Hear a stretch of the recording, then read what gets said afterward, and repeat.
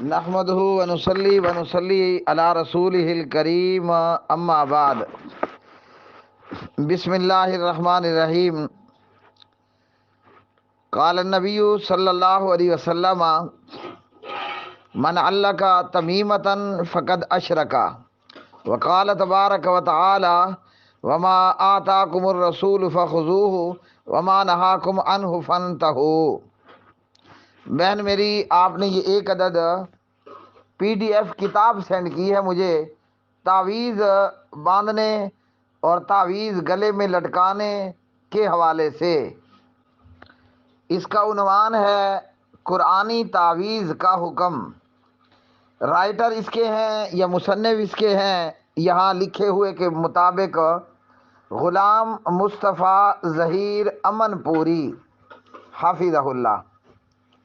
اب سوال یہ ہے کہ کیا قرآنی تعویذ کا لٹکانا جائز ہے، اور کیا قرآنی تعویذ جو ہے وہ علاج ہے؟ تو میرا جواب یہ ہے کہ قرآنی تعویذ کا لٹکانا یہ بھی ناجائز ہے، اور جواب یہ ہے کہ قرآنی تعویذ علاج بھی نہیں ہے، بلکہ سرے سے تعویذ علاج نہیں ہے، چاہے قرآنی ہو یا غیر قرآنی ہو۔ اس PDF کے ساتھ 100% جو ہے وہ بے اتفاقی ہے، یعنی عدم اتفاق کہہ لیں۔ یہ اس PDF کے اندر لکھا گیا کہ فلاں کہتی ہے اور فلاں کہتے ہیں کہ قرآنی تعویذ جو ہے وہ جائز ہے، یا کہ وہ جو ہے وہ ممنوع نہیں ہے، کہ تمیمہ وہ نہیں جو بیماری کے بعد لٹکایا جائے، ہاں تمیمہ وہ ہے جو بیماری ہونے سے پہلے لٹکایا جائے۔ تو جواب یہ ہے کہ تعویذ ہی ہوتا ہے، وہ چاہے کوئی بیماری سے پہلے لٹکا لے یا بیماری کے بعد لٹکا لے۔ موحد اور توحیدیوں کا یہ معاملہ نہیں ہے کہ وہ گلے میں تعویذ لٹکائیں یا بازو پر تعویذ باندھ لیں یا پیٹ پر تعویذ باندھ لے، یا کوئی مرد عورت نعوذ باللہ اپنی ران پر تعویذ باندھ لے۔ تعویذ کا لٹکانا موحد عقل مند سمجھدار بندے کے لیے قطعاً ممنوع ہے، اور ہمارے پیارے نبی جناب محمد رسول اللہ صلی اللہ علیہ وسلم نے نہ تو ہمیں قرآنی تعویذ کی اجازت دی اور نہ غیر قرآنی کی۔ بیماری کے بعد لٹکایا جائے نہ اس کی اجازت دی، اور بیماری سے پہلے تعویذ لٹکا لیا جائے نہ اس کی اجازت دی۔ اچھا، دو قسم کے لوگ ہیں، ایک ہے جاہل مقلد، یا ایک جاہل اور گنوار آدمی ہے، وہ بھی تعویذ لٹکا لیتا ہے، اور ایک خود کو عقل مند سمجھنے والا یا عقل مند کہنے والا، یا وہ جسے عقل مند باور کیا جاتا ہے اور وہ جو توحیدی ہو، اور وہ بھی تعویذ لٹکا لے۔ اب ہم جاہل، گوار اور بظاہراً عقل مند سمجھے جانے والے، یا وہ شخص جو توحیدی ہے، دونوں نے تعویذ لٹکا رکھا ہے، دونوں کے درمیان میں کیا تمیز کریں گے کہ یہ عقل مند بندے نے تعویذ لٹکایا ہے اور بندہ توحیدی ہے، اور یہ بے وقوف جاہل اور گوار آدمی ہے اور اس نے بھی تعویذ لٹکا رکھا ہے؟ ہم کئی ویڈیوز کے اندر دیکھتے ہیں کہ سعودی عربیہ کے اندر اور بالخصوص مسجد حرام کے اندر، خانہ کعبہ بیت اللہ کے اندر، جو وہاں شرطیں ہیں یا وہ کہ جو وہاں پر معلم حضرات ہیں، وہ پاکستانی انڈین لوگوں کے گلے سے تعویذ اتار رہے ہوتے ہیں۔ تو اب کیا کوئی ایسا امتیاز ہے کہ توحیدی بندے کے لیے تعویذ جائز ہو اور جاہل گوار بندے کے لیے تعویذ جو ہے وہ ناجائز ہو؟ تو کیا ہم اپنے ساتھ پینا فلیکس رکھیں گے؟ میں اہل حدیث ہوں اور میرا تعویذ اسے کچھ نہ کہا جائے. مجھے اہل حدیث عالم دین نے قرآنی تعویذ لکھ کر دیا اور میرے تعویذ کو کچھ نہ کہا جائے. تو یہ فرق کیسے معلوم ہوگا؟ ہاں جی. تو معاملہ یہ ہے کہ تعویذ اہل حدیث کے گلے میں ہو یا تعویذ جو ہے وہ کسی جاہل گوار کے گلے میں ہو، تعویذ قرآنی ہو یا غیر قرآنی ہو، تعویذ کی ہرگز اجازت نہیں ہے، چاہے کوئی بڑا اس کی اجازت دے یا چھوٹا اس کی اجازت دے.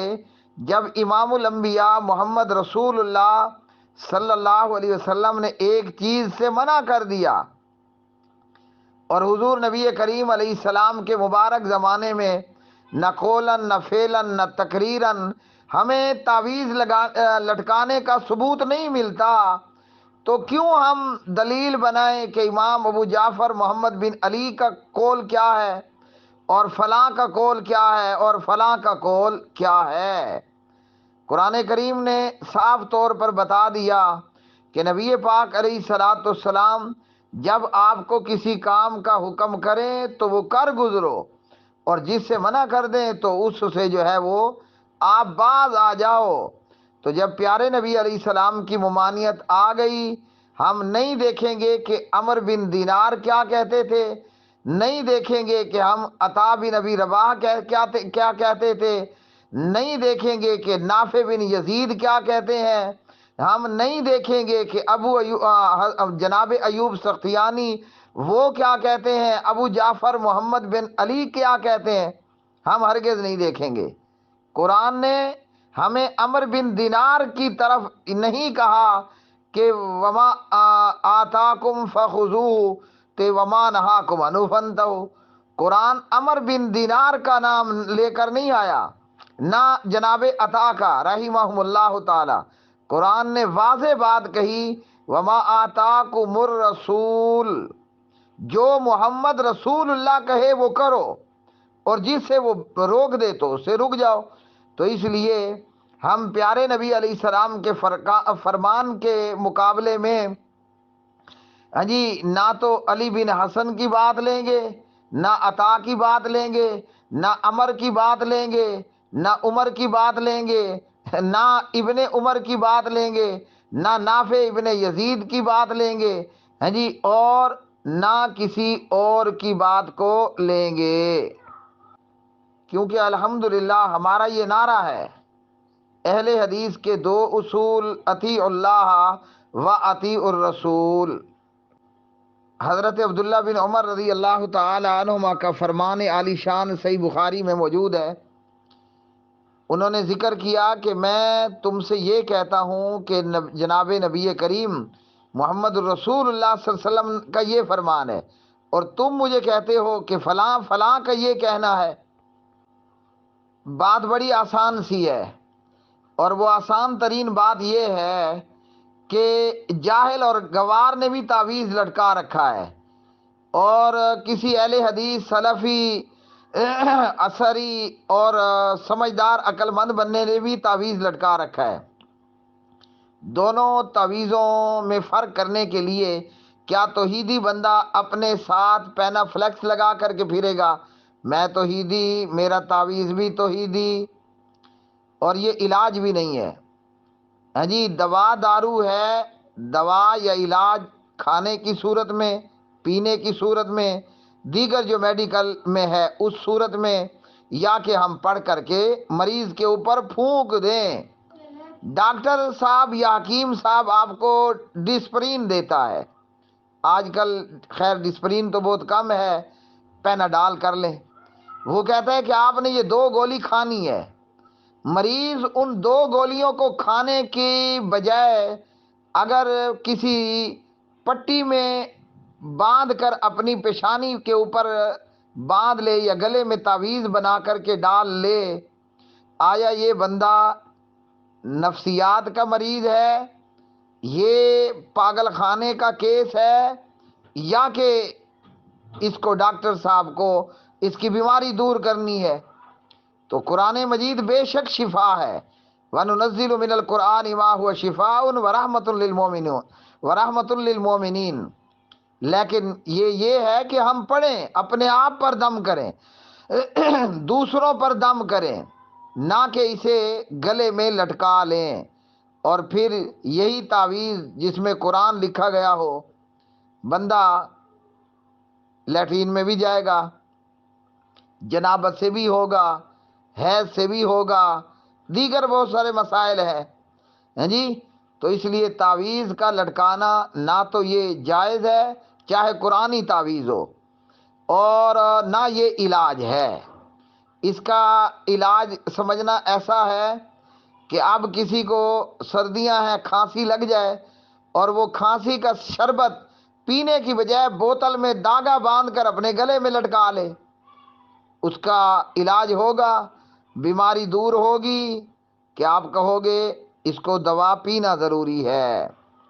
چلیے تو جی حدیث کی طرف آتے ہیں، پیارے نبی علیہ السلام نے کیا فرمایا ہے۔ مسند امام احمد میں پیارے نبی صلی اللہ علیہ وسلم نے فرمایا، من تعلق شیئا وکل الیہ۔ روایت کچھ یوں ہے، عیسیٰ بن عبد الرحمن کہتے ہیں ہم عبداللہ بن اکیم کے پاس آئے اور وہ مریض تھے، ہم نے ان کی عیادت کی، تیمارداری کے لیے ان کے پاس گئے۔ تیمارداری کرنے والوں کی طرف سے کہا گیا، یا کسی نے بھی کہا کہ آپ کوئی چیز لٹکا کیوں نہیں لیتے، کہ گلے کے اندر کوئی تعویذ وغیرہ باندھ لو، ہیں جی۔ وہ کہنے لگے کہ میں اپنے گلے میں کوئی تعویذ لٹکا لوں، کوئی چیز لٹکا لوں۔ وقد قال رسول اللہ، جبکہ نبی پاک علیہ الصلوۃ والسلام کا یہ فرمان موجود ہے، جس نے کچھ لٹکایا وہ اسی کے حوالے کر دیا جاتا ہے۔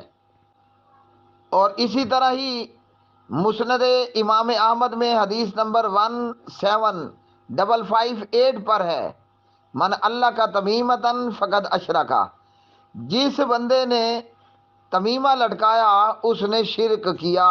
اسی طرح اگر کوئی شخص کہتا ہے کہ حرام نہیں تو ضرور مشتبہ ہے، اور ہمارے پاس جناب نعمان بن بشیر ہیں رضی اللہ تعالی عنہما، صحیح بخاری کے اندر حدیث نمبر 52 ایمان کی باب میں نبی پاک علیہ السلام کا ایک فرمان لے کر آئے، الحلال بین والحرام بین۔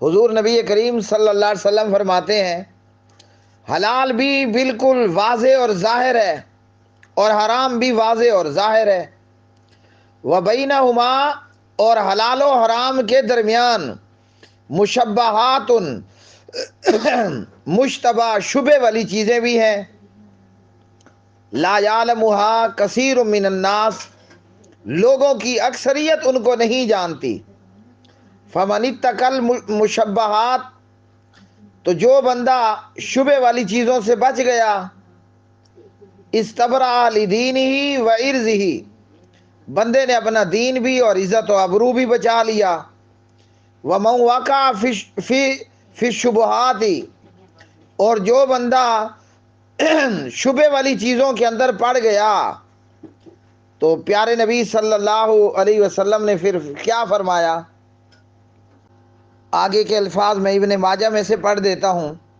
ابن ماجہ میں فرمایا وقع فی الحرام، جو شبہ کی چیزوں میں پڑا وہ حرام کے اندر پڑ گیا۔ تو اس لیے کسی کے لیے بھی یہ بات درست نہیں ہے، عقل مندی کا اور بصیرت کا تقاضا یہ ہے کہ آپ نہ تعویذ پہنو، نہ تعویذ ڈالو، نہ تعویذ خریدو، اور نہ تعویذات کو بیچو۔